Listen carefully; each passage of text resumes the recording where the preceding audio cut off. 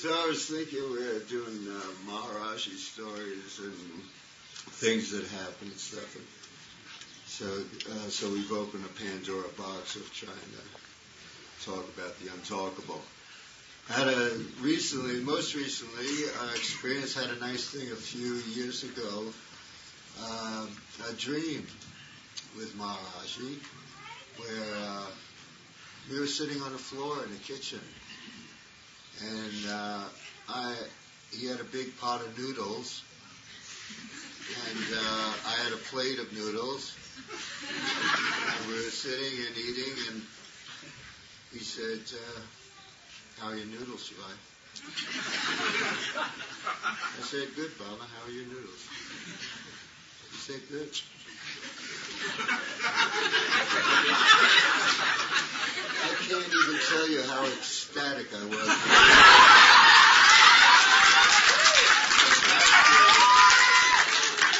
That was all the time that I was with him. It was like in delirium, and then like that dream, and he just, "How are your noodles?" Really connecting.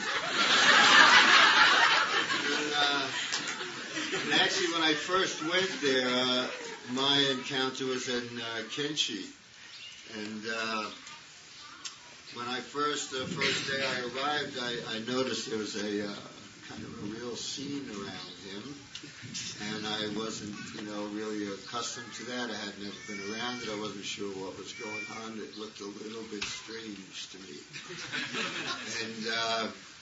And then the first night that I stayed there, I was taken by one of the devotees that was there at the time, and he took me and he said, "Come, you can stay at my place tonight."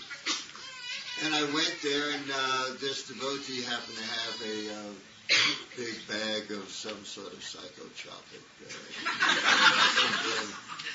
and thinking that I wanted to get a deeper perspective on this situation, I indulged and then sat down in front of his puja, since I didn't know anything about pujas, and there was a picture of Maharaj-ji, which maybe you're familiar with, where he has his finger holding up. He's just kind of looking like that. Well, I sat down in front of that for hour after hour after hour. I was just in trance with this mudra. And when I snapped out of it, it was about 3:34 in the morning, and we were in the town of Bawali, about 7 miles from Kainchi, and I just got up and felt like I had to get to the ashram. And I walked in the night, singing and strolling along the street, and I get to the ashram, and this is, I'm sitting in the back, and I'm sort of in that state where it's still kind of mushy, but it's, I'm sitting in the back of this whole group. And then I did something which I found out later that many other devotees have done, and that is you do a mind trip with the Baba just to check if he knows what he's doing. We're thinking like, I want to think like if he really knows, I want to say, this or that. So I'm sitting there and I'm thinking, I don't really know if I'm meant to be around this scene here, and a thought comes into my mind, Baba, if I'm really supposed to be around here, I want to see that mudra. I spent all night looking.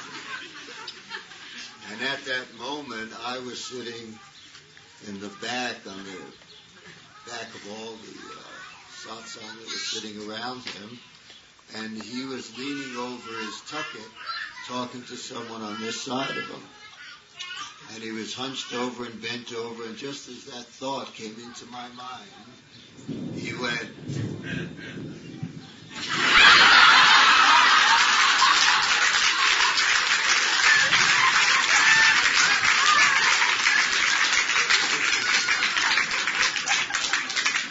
It happened so fast, it hit me as if he had punched me in the chest. I fell over. And I was laying there, and still that doubting New York mind. Was that really? Did that happen? Did I hallucinate that? It happened so quick. I didn't know.